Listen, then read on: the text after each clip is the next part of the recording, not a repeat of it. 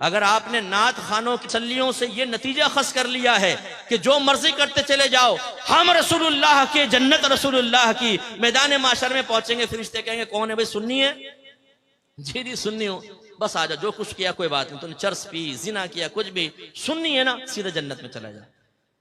जन्नत तो तुम्हारा इंतजार कर रही है। अगर ये ख्वाब आपको दिखाए गए हैं तो खुदारा मुफ्ती मुनीबर रवान साहब के इस कौल पर अमल कर ले। एक जगह बयान चल रहा था, प्रोग्राम था, मुफ्ती साहब भी थे, मैं बैठा हुआ था, नात खान वो पहुंचा रहा था लोगों को इधर से उधर 2 मिनट में, जो हमारे अक्सर नात खानों की आदत होती है, कोई बैठा हो तो भाई नाराज ना हो। वो पहुंचे हुए ऊपर मुफ्ती साहब का बयान शुरू, आपने फरमाया कि भाई आप लोग पहुंचे हुए थे 7वें आसमान पर, तो बराए मेहरबानी मेरा बयान सुनने के लिए जरा जमीन पे तशरीफ लाए। तो हमारे सुन्नियों का ये मामला है, हमारे लड़के चर्स पिए, मवाली हों, नमाज पढ़े ना पढ़ें, पूरी रात नातिया महफिल में बैठे, फजर का वक्त आए तो घर में चले जाएं, जमात छोड़ दें, नमाज फर्ज तर्क कर दें, जमात वाजिब नमाज फर्ज, वो फिक्र नहीं है, पूरी रात नात खानी में बैठे, और यकीन क्या दिलाया जाए, तुम सरकार की मोहब्बत में आए हो। जो सरकार की मोहब्बत में आता है सरकार उसे प्यार से देखते हैं, और जिसे सरकार प्यार से देखें क्या वो जहन्नम में जाएगा? सामने कहते हैं नहीं नहीं, तो बस हमने तुम्हें जन्नत तक पहुंचा दिया शॉर्टकट के जरिए। ये खामखा तालीम हासिल कर रहे हैं, ये नमाज पढ़ रहे हैं, ये रोजा रख रहे हैं, ये गुनाह से बच रहे हैं, ये बेचारों को तो पता नहीं। नात खान के पास एक अजीम शॉर्टकट, 1 मिनट में आपको सीधा जन्नत का रास्ता दिखाकर, फरिश्ते भी कहेंगे कहां गया वो, नात खान के दामन में वो छुपकर सीधा जन्नतुल फिरदौस के आला मकाम पर वहां बैठ के हूरों के साथ चाय पी रहा है 2 मिनट में। भाई इस ख्वाब की दुनिया से बाहर निकल आए। आप पे और मुझसे बड़े सहाबा किराम आशिक रसूल थे, उनकी कोई एक मिसाल ऐसी बताएं कि उन्होंने नबी करीम के फरमान सुनने के बाद एक कान से सुना, दूसरे कान से निकाला, और उन्होंने ये अर्ज किया हो माज़अल्लाह कि आपका बनाया हुआ मायार ठीक है, या आप अपने पास रखें, लेकिन हम ये कहते हैं कि आपकी मोहब्बत हमें जन्नत तक पहुंचाएगी, लिहाजा इन तकल्लुफात की जरूरत नहीं, हम वैसे जन्नत में पहुंच जाएंगे। है कोई साहबी ऐसा? नहीं। वो इश्क में कामिल व अकमल थे, तो किस वजह से थे कि उन्होंने नबी करीम की इताअत की।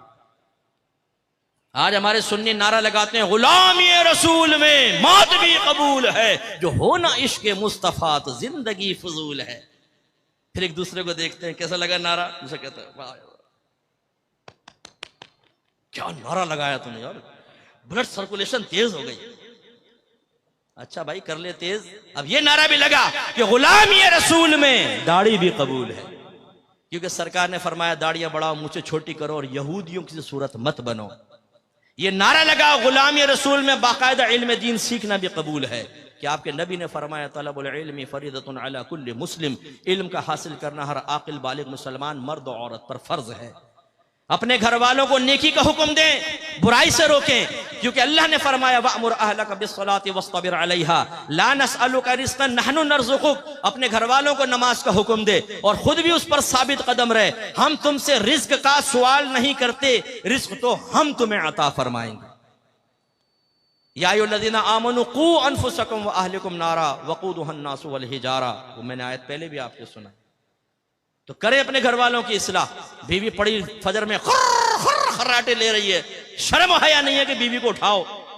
जवान बेटा पड़ा सो रहा है, ये नहीं कि लात मार के उठाए कमबख्त उठ।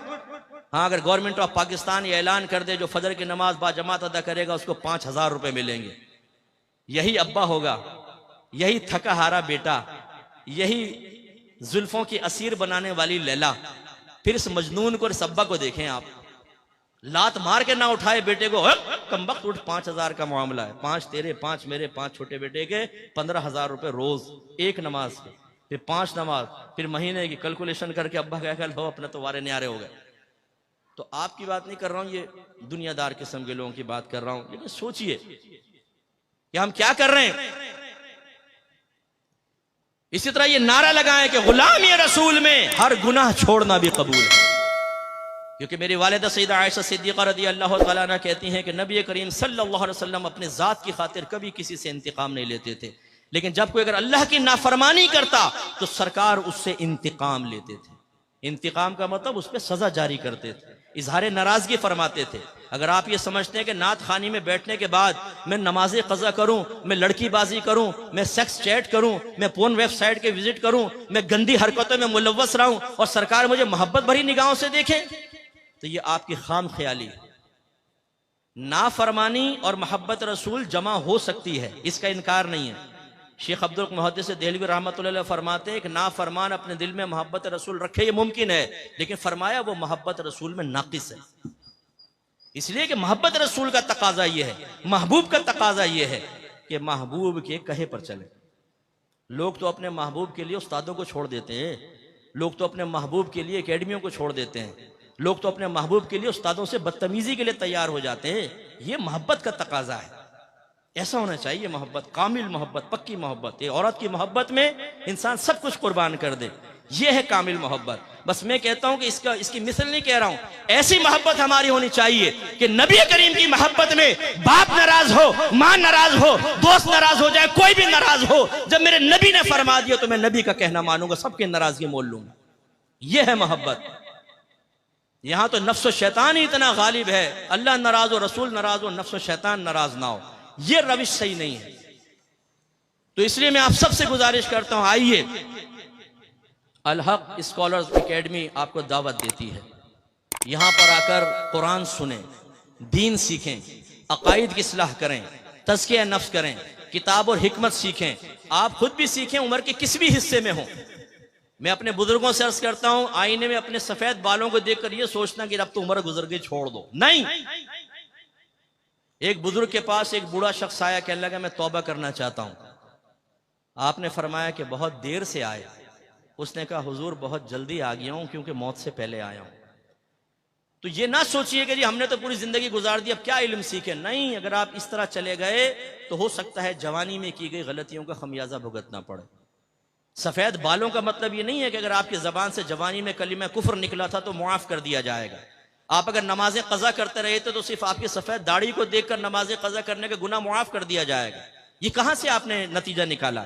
आप भी सीखिए और अपने बच्चों को और खुसूसन बेटियों को यहां जरूर दाखिला करवाएं, इल्म दीन सीखें और पक्के सुन्नी बने, पक्के मुसलमान बने कि जो अपने मजहब को बयान करना जानता हो, मजहब का दिफा करना जानता हो दलाइल के साथ, फिर मुजाहिदीन पैदा होंगे।